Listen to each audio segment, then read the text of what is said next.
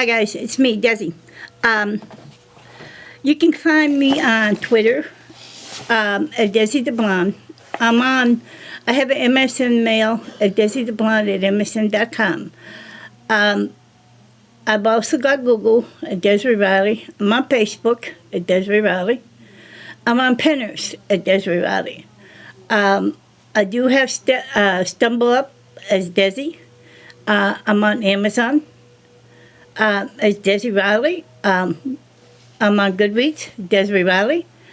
I'm on Barnes & Noble as Desiree Riley. And what I'm going to do is I'm doing a blog today, a book. It is called Love's True Second Chance. And it was by Jeff Dawson. Okay, this is on Goodreads. Okay, I've got this gentleman. We were on a blog and on Goodreads, and I had asked him. I said, "Did you need somebody to do a video or review of your book?" Okay, Jeff has a couple other books. I'm going to read you what it says on the back, and then I'm going to tell you about the book. It's a memoir of Jeff and what he went through. He was married and divorced. He had 2 kids. But when he was going to school, he had a girlfriend that he really loved. And I will tell you the story of what's in this book. On the back, Jeff has put, "Whatever happened to your first love? How did their lives turn out? Do you ever think about the wonderful times we spent together? Those carefree days when the only thing that really mattered was walking hand in hand on long walks or hanging out with friends at the arcade. Do you remember the first date? First kiss? Do you ever still remember us? Whatever happened? If we ever saw each other again, would the old feelings of the past reunited? Or would it be a simple hello, how have you been? We'll pass apart." I've always wondered how her life turned out. Through the years, a business card would be left in the mailbox with no return call. Letter or email, I guess the memories would have lasted. But in December 2008, it was worth one more shot, one more attempt to make contact with one girl whose memory remained strong. The one girl who never mattered how far I traveled or how hard I tried to suppress her memories of the past, were always lying under the surface waiting to be rekindled. One more time, one more attempt, just one more try. And nothing happened. And her memories fade to surface again. It has been 2 weeks since the card was dropped off. While I gave it my best shot, I tried more and more times since there had been no contact. Her memory is starting to fade. I take one more prom picture out of our wallet, placing it in a small box with all the remaining memories of our love from so long ago. The phone rings. Must be someone with more bad news about what they can't deliver in the material I ordered. "This is Jeff. What do you want?" "This is Debbie." My response was cold and quick and very long pause. "Jeff, this is Debbie." I slowly removed both feet from my mouth. It is her. The long-lost connection between had been made. Now what? Join us for the most intense 7-month true love one could ever have dreamed. Travel back to high school when life was easy, so carefree, and worry didn't exist. The chance of meeting at college that at times were better forgotten. To present day, we were both trying to figure out what the feelings from past should remain, and past should there be something else. Okay, this is Debbie. Okay, he's writing about Debbie, his first true love. Okay, Debbie is divorced. She has 2 little girls. Jeff's divorced. He has a boy and a girl. Okay, when he moved out, he turned around and he told his family that, he was still looking for Debbie. And they thought, well, he was crazy. Okay, he had gone to college, and Debbie had turned around, was in the same college, but she was in the women's dorm and he was in the men's dorm. One night, Debbie comes up with a friend of hers who was belligerently drunk, and it was kind of funny. He said, I can't let these girls walk back to the dorm, drunk. So he helps Debbie and the roommate back to the dorm. They pass in the halls, and nothing is said. Because you see, Debbie, while she was in school, she went with somebody else. She told Jeff, I don't want to go out with nobody. But she went to the prom with him, okay? Jeff kept, while he was married, okay, here's their prom picture. While he was married, he told his wife, don't you even think about throwing anything of mine away. She got pissed because he still had a lot of stuff that him and Debbie did. Debbie had gotten divorced and she moved. And then, he's working in a job that is high pressure. Okay, so he has pressure from the job. But then all of a sudden he gets to meet Debbie again. But what happens? Well, he falls back in love with Debbie, and he starts to go see Debbie on the weekends. This is Debbie's two daughters and his son. They had gone to baseball games and different things. And then he started noticing Debbie getting really sick. She was a pharmacist at the Walmart. Well, the girls, Debbie's girls, would call Jeff, the old man, coming to visit Mom. Well, Debbie didn't have the time to clean the house or nothing. And the girls said, hell, Dad never made us do it. Why should we do it? Well, Jeff put his foot down and he said, well, if you want something, you're going to clean your rooms up. And they go, no, we're not. So what? Jeff went up there. He cleaned both of the girls' rooms, cleaned the bathroom, cleaned Debbie's room. And then they came home from school and said, what the hell? And this is the first time in a long time that their rooms have been cleaned. Mom had got on them, Here Debbie's working a full-time job, but she's still sick. She has terminal cancer. Okay, she had a mastectomy done. And what had happened, they thought she was in remission. Well, she wasn't in remission. They had gone to a baseball game, and Jeff had noticed her sitting back, her back hurting her. She kept saying her back was hurting her. This is Debbie and her two girls right before she died. Jeff had taken the picture and kept it, as you see, because he put it in his book. Okay, Debbie had the mastectomy, and they thought, well, the cancer was in remission. She went into remission, lost her hair, got it back. But then Jeff went to the doctors with her. Some more bad news. The cancer has traveled. Well, Jeff was with Debbie for over 7 months, going back and forth, going back and forth. He wanted to marry Debbie, but Debbie knew that there wasn't enough time. So he gave Debbie whatever she could. He came from Texas, went to her house, cleaned her house, got there early, cleaned the house before she came home, made dinner or take the kids and Debbie out. Then he decided he wanted to go sightseeing in town. Well, he had a pickup truck. And he told the girls, he said, who wants to go get hot chocolate and a coffee with me in the morning? Oh, man, we don't need you. Well, as soon as they heard the truck starting up, they were down the steps. Oh, man, we're going with you. Okay. So they went with him. They got to know Jeff really well. They got to know Jeff's kids really well. And like I said, Jeff had wanted to marry Debbie, but then the cancer took her life. Jeff kept the memories of what him and Debbie were doing through school, through college. And this is the Debbie song. At the back of the book, it says, Debbie's songs that she used to like to listen to. Second Chance by Shannon Doa, Sissy's Song by Alan Jackson. Dancing in the Moon by Johnny Rivers. Cry by Mandy Moore. Already Gone by Kelly Clarkson. My Life Would Suck Without You, Kelly Clarkson. Call Me Shenandoah.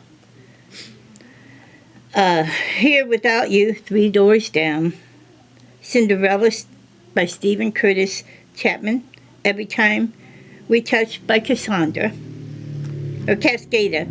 Can't Stop This Feeling. Real Speedwagon. Hand Me Down, Matchbox 20. Biba La Vida, Coldplay. I Can't Stop Loving You by Ray Charles. This one, when Debbie knew she was dying, she texted Jeff and told him that there was something wrong. He had to come to the hospital. And let me read you the final thoughts on Jeff's book. Through the weeks and months that have passed since Debbie's passing, I received many messages from friends and family for support. It is interesting to know how people you hardly know or just become acquainted with can see exactly how you are feeling. And they surround us. It helps in the healing process, but it's also a reminder of what I have lost. Tears do still well up, but they're not as sad ones. They filled my heart, and so for 29 days. They are joy and happiness, the time we had and times to come. The last 2 text messages I received from Debbie was 7-7. I'm so pleased to have you back in my life. 7-8. Woke up every hour thinking of you. Below are some of the messages of support I received from friends and the girls. 7:21. You know it's okay. You did the important part was. You were there. They were not. You gave her the love she yearned for. You gave her the life of fulfillment. When she was so desperately needed someone to be there, she chose you. No one could have done that. You made her smile again. It's just that God needed his angel home. 8:1. We'll tell her. It's crazy, but it's in the spirit with you always. Because no matter how much you ignore the feeling, it's going to go away. Now you have to thank God for what he gave you for the second chance. So she was so happy with you in her life. She glowed when she told me about you, absolutely shone with happiness. 8:109. Oh, Dawson, I'm so sorry. Does those things that make you feel better, and you will feel her beauty in your heart. 8:2. You gave her love, her friendship, her strength, and courage. Need I say more? Give her peace. She needs you to let her know you're okay, but you'll always love her. 8:8. Your love for her will always be real. Nothing can ever change that. You will never forget, but you always feel relief when you know your faith and your heart was forever there from the beginning till the end. To her very last breath, now breathe and live for her. You made her life complete till the very end. 8:9. More than you will know. Just remember those little girls adore you, and you will never forget all of this for their mom. I understand you pissed me off and you ruffled my feathers. Wow. Did I just say that? Wow, you really made a shitty time turn around to a shitty but humorous 7 months and 4 for all of us. That was 9/24. 10:3. Thank him. You did everything you could have been done. If not for you, she would have died a long time ago. Amanda and I weren't able, nor had the knowledge to care for her like you. You gave us the extra time with her, and for you, we will always be grateful. On August 10th, 2009, at All Saints Episcopal Church in McCaster, Oklahoma.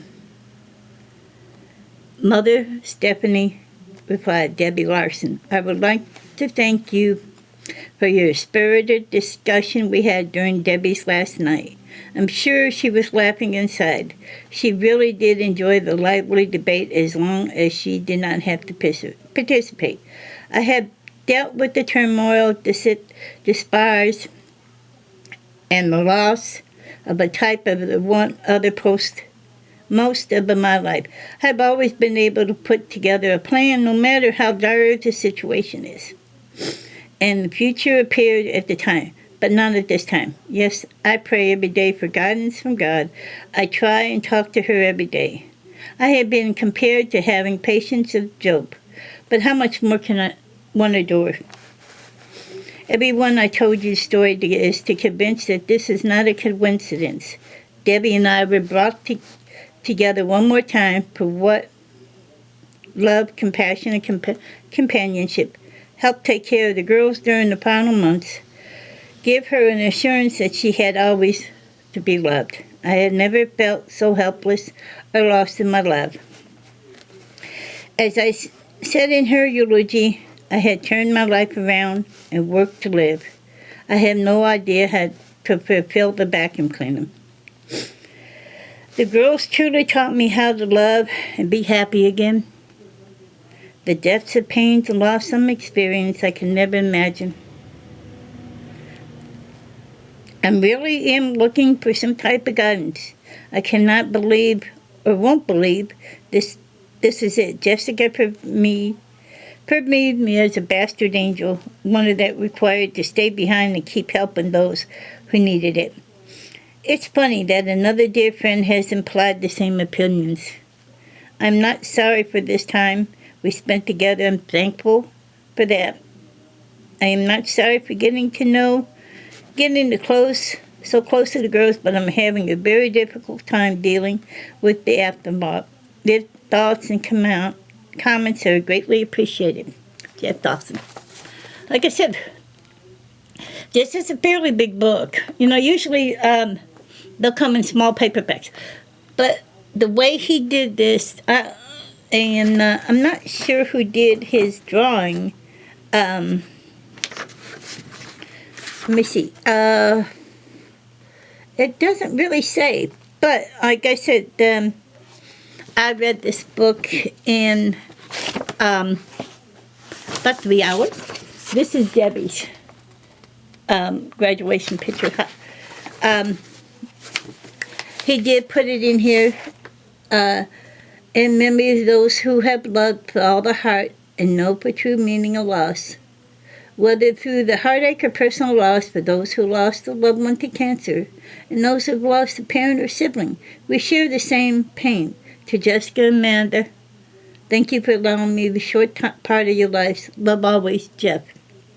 I would also like to thank my children, Justin and Savannah, and Sean, for all the support they provided their father through the good times and the really bad times. Without their love and understanding, I really do not know how I would have come out with the depressed state and emotional loss. Love, your father, Jeff.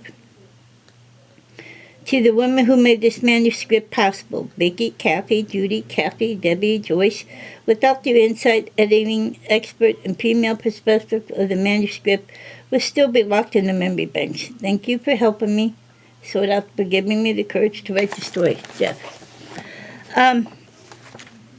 You can only give this a 5, but I would say it was a 10. If you get a chance, I think this is in Barnes & Noble, and it might be on Amazon, but I'm not sure. Check your bookstores out. Look for this big picture. Ask for Jeff Dawson and read the book. You will like it, I guarantee you. Thanks for letting me read it. It's going to stay in my collection because I got it autographed. It says, Desi, love is worth the second chance. So try the book out. Check it out. Read it. And blog on it. You never know. You might get another book. Or, the authors really like to have people do video blogging now. So that's what I'm going to be doing for a while. Thanks a lot. Check out my sites. This is going to be on Amazon in a little while. This will be on Goodreads, YouTube, Google, Pinterest today. Like I said, I have 10, 12 sites. So I'm a fairly big blogger, and I love to read. So if any other authors have any books, get a hold of me at DesiTheBlonde@MSN.com. Or you can get a hold of me on Goodreads, Amazon, or Barnes & Noble. And if you want to get the book to me through them, I'd be happy to read it for you. I have an ebook, a Kindle, and I also read paper books. And if they're autographed or Kindle graphed, I keep them. Thank you, man.